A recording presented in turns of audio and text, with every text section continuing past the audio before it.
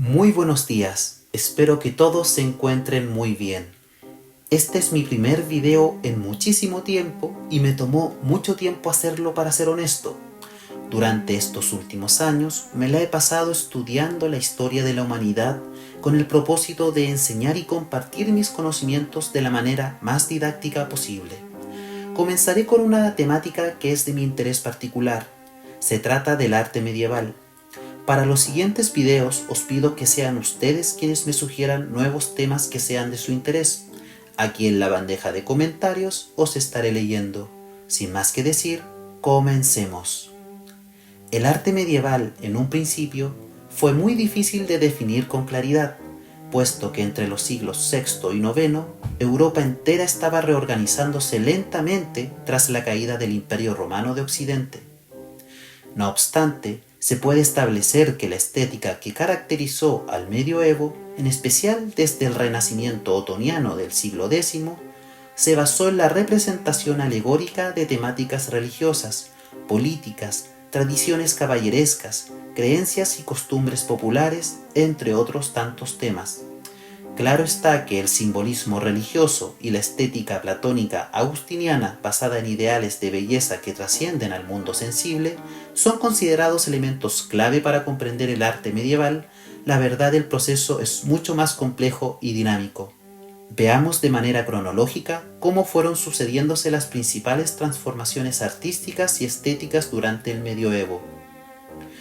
Cuando en el año 311 de nuestra era, el emperador Constantino estableció al cristianismo como la religión oficial del Estado en el antiguo Imperio Romano, la recién constituida Iglesia cristiana enfrentó algunos problemas. En primer lugar, debió plantearse la idea de construir templos para el culto, lugares que no guardaran relación con los antiguos centros ceremoniales paganos. Fue así como la Iglesia tomó como modelo a seguir para la edificación de sus iglesias a las basílicas del mundo clásico. Las antiguas basílicas romanas no estaban destinadas al culto. Estas eran más bien espacios públicos que reunían diversas actividades comerciales, cívicas y judiciales. De todas formas, en ambos casos, las basílicas son centros de reunión y asamblea. Para unos era un espacio secular, mientras que para otros era un lugar sagrado de culto y adoración. Otra importante dificultad que debió enfrentar la Iglesia en sus orígenes fueron los debates estético-teológicos entre sabios cristianos de los siglos IV y V de nuestra era, los cuales determinaron lo que debía y podría ser representado en las artes plásticas, manteniendo la tradición estética del mundo clásico para la conveniencia de la doctrina cristiana. De Platón, de Pitágoras y de Cicerón, entre otros filósofos del mundo grecolatino, se conservaron ideas acerca de la verdadera belleza de las cosas, el orden y las proporciones matemáticas aplicadas en la producción artística. Este periodo gestacional del cristianismo vio surgir las primeras corrientes estéticas del medioevo. En Oriente fueron influyentes las ideas de San Basilio y Pseudo Dionisio Areopagita, mientras que en Occidente, durante la Alta Edad Media, fueron determinantes los aportes de San Agustín.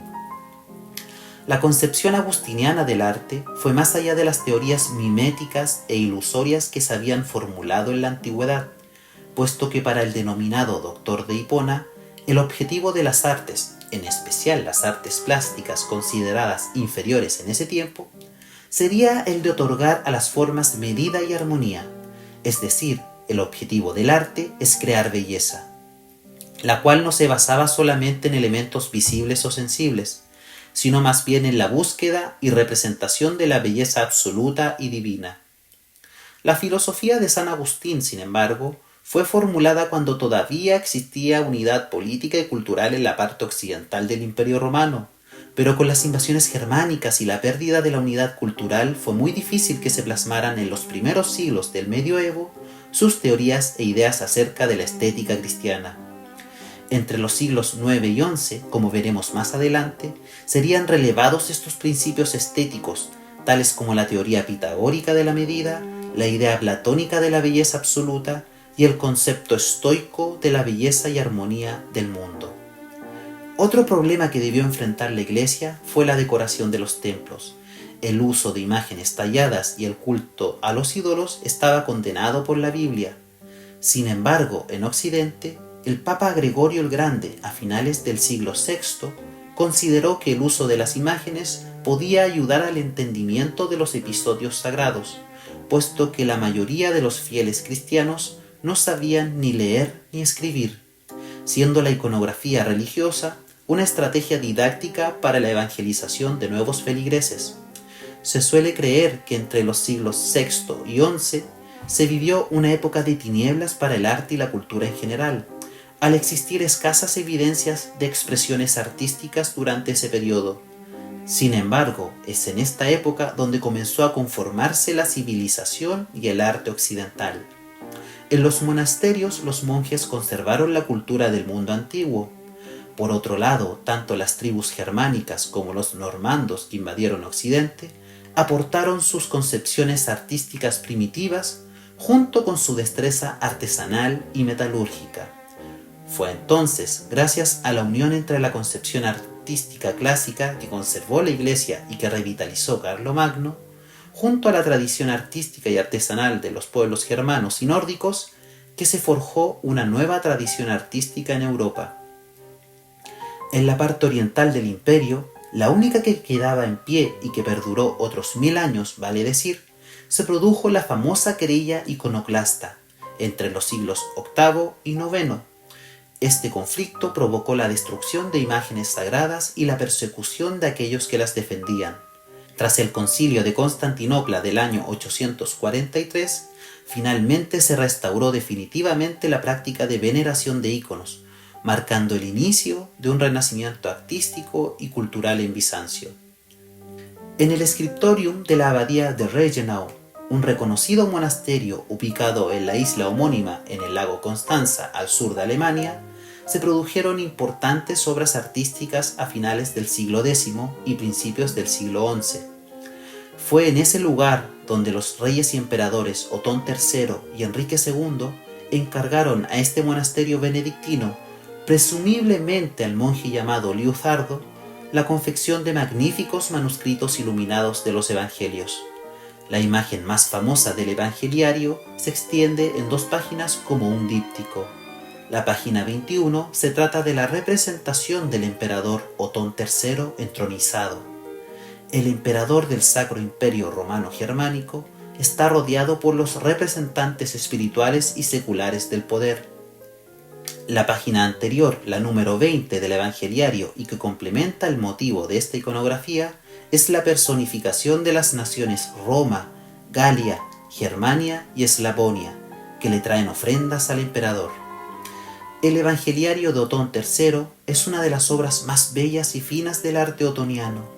Este manuscrito iluminado plasma claramente la estética cristiana que influyó en la cultura y en las artes en plena Edad Media, especialmente entre los siglos IX y XI, en los cuales se experimentó en Occidente una etapa de renacimiento cultural y artístico, un periodo de relativa estabilidad política y económica desde la coronación de Carlomagno en el año 800 hasta la formación del Sacro Imperio Romano Germánico en el año 962.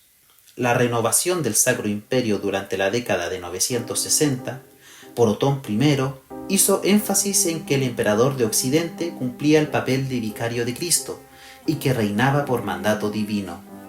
Entre la segunda mitad del siglo X y la primera mitad del siglo XI, los emperadores otónidas reinaron con facultades sacerdotales, con el objetivo de demostrar su misión imperial divina. Esta situación a la postre traería problemas con el papado, la llamada querella de las investiduras. En la imagen que se encuentra a la derecha de la doble página 20-21 del Evangeliario de Otón III, podemos observar que él se encuentra mirando al frente, con sus ojos fijos en el observador, una mirada hierática, sublime e inexpresiva.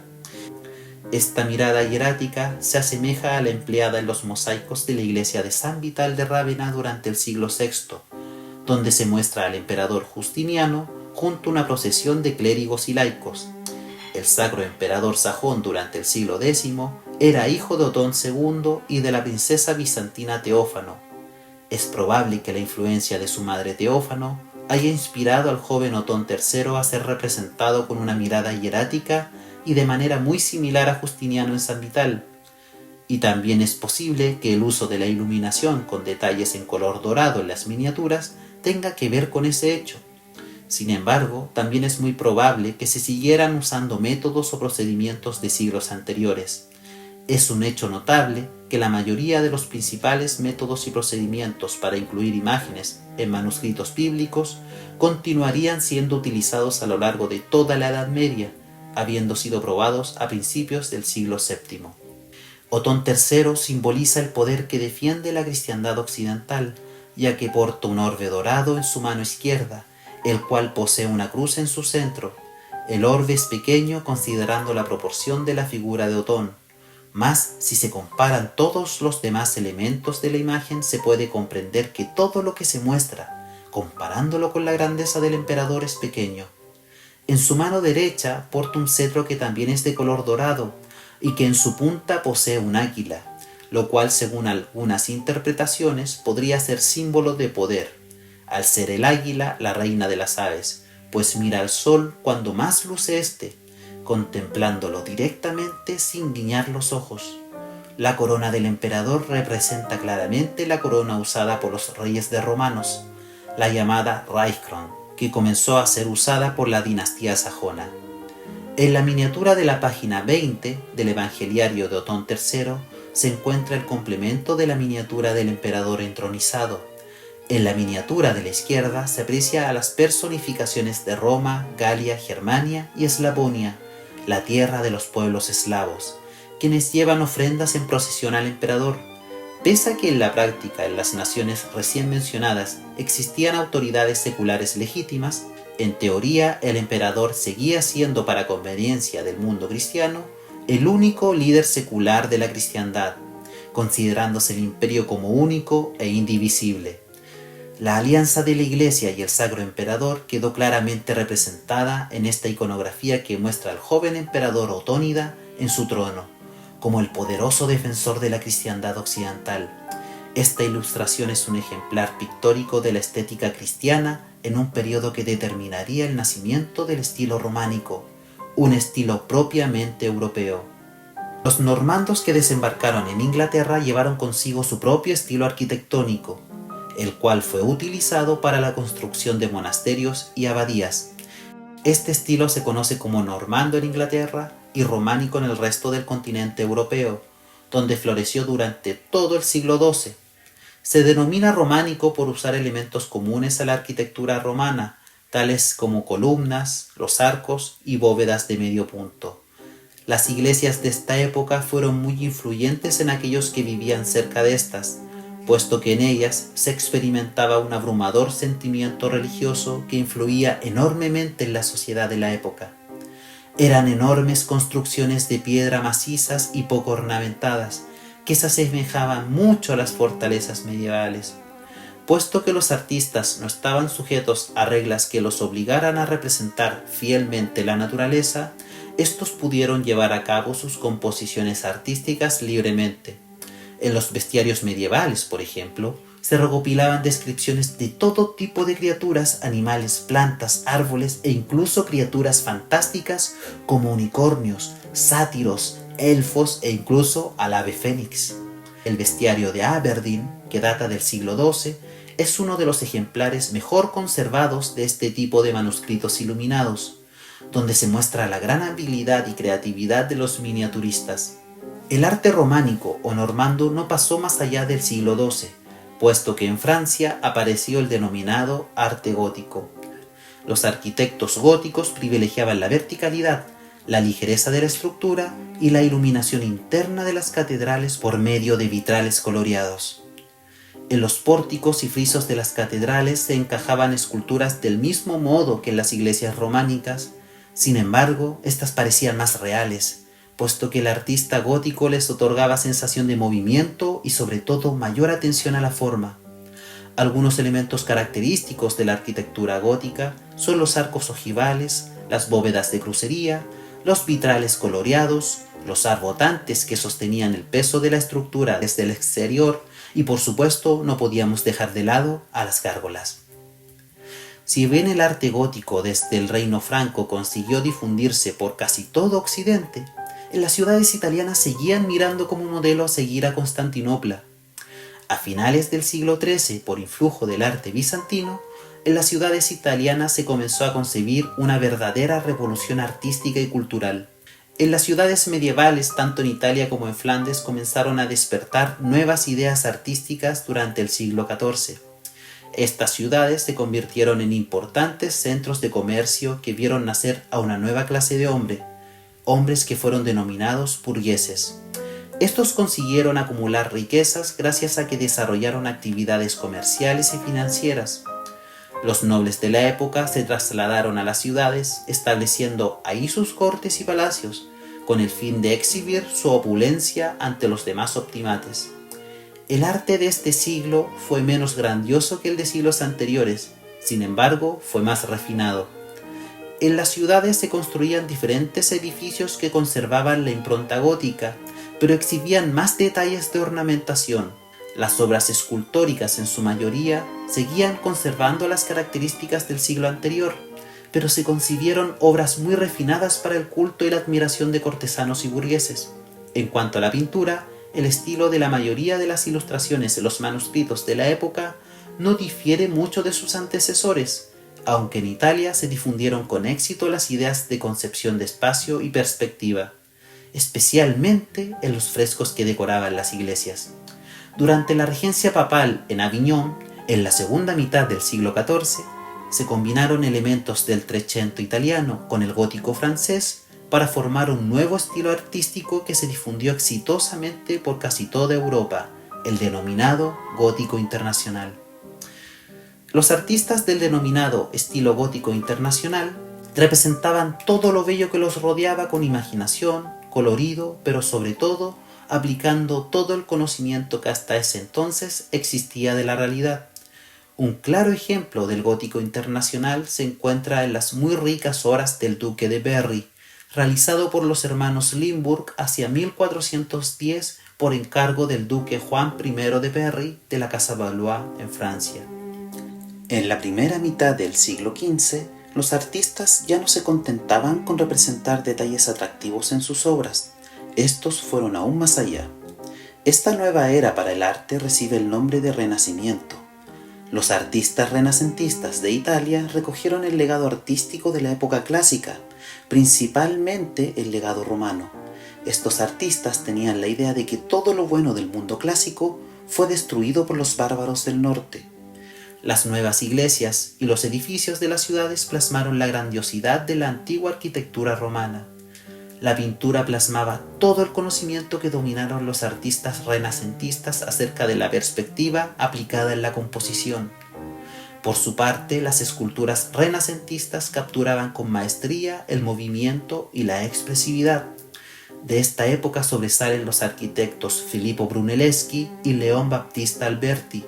En la escultura destacó Donatello y en la pintura se hicieron un nombre Fra Angelico, Masaccio, Andrea Mantegna y sobre todo Sandro Botticelli.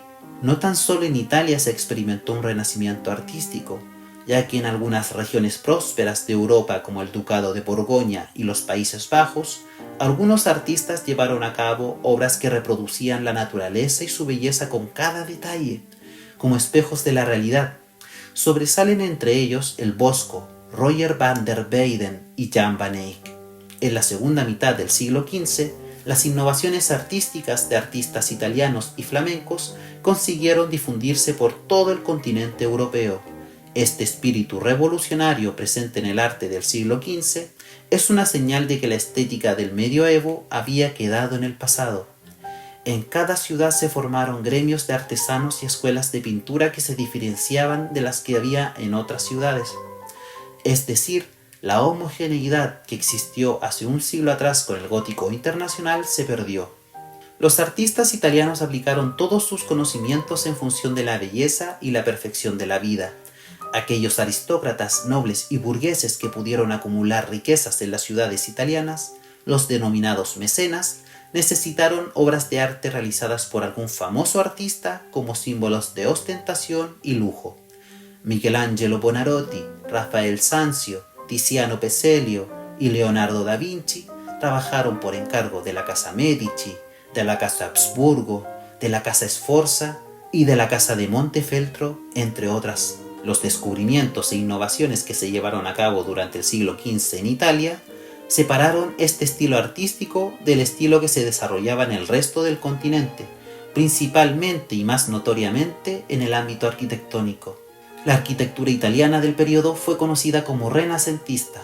De las obras arquitectónicas más representativas del periodo destacan la Basílica de San Pedro en Roma, el Palazzo Vecchio y la cúpula de la Catedral de Santa María del Fiore en Florencia.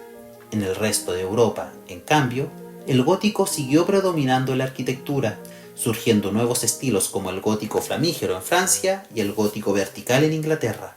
Los pintores del otro lado de los Alpes como Alberto Durero, Peter Bruegel el Viejo y Peter Paul Rubens habían aprendido a copiar cada detalle de la naturaleza y aplicaron la perspectiva del mismo modo que los artistas italianos durante el siglo XV. En esta parte de Europa se empezaron a usar los grabados para ilustrar manuscritos, en lugar de hacer miniaturas. Tras la invención de la imprenta, este método de ilustración se hizo mucho más común, contribuyendo al fin del arte medieval en el norte de Europa. El arte medieval reflejó profundamente el espíritu religioso de la época, siendo una fuente riquísima de conocimiento histórico. Fue un arte con una vocación explicativa de lo sagrado, pero también representaba la cotidianidad, la naturaleza y la fantasía. Los artistas medievales crearon obras fantásticas, muy originales y únicas. Como pudimos ver en este video, el arte medieval pasó por distintas etapas de maduración. A medida que se desarrollaba la civilización y la cultura europea durante la Edad Media, surgieron nuevas corrientes artísticas que dejaron atrás la estética medieval.